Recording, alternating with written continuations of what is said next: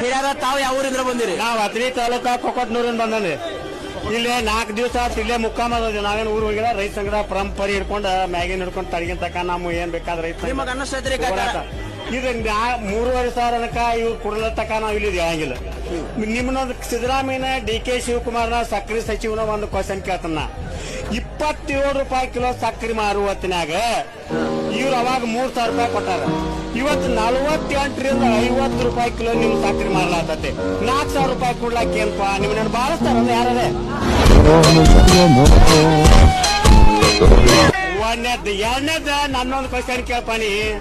ನಾನೊಂದು ಕ್ವಶನ್ ಕೇಳ ನೇರವಾಗಿ DK ಶಿವಕುಮಾರ್ನ ಮತ್ ಸಿದ್ದರಾಮಯ್ಯನ ಮತ್ ಸಕ್ಕರೆ ಸಚಿವರು ಗುಂಡಾಗ ಬಾಂಬ್ ಬಿಡ್ಬೇಕು. ನೀವು ಹೋಗಿ ಅವ್ರಿಗೆ ಮುಕ್ಕಳಾಗ ಡಾಪ್ ಬಂದಾಗ ಎದ್ದು ಬರ್ತಾರ ಅವ್ರು.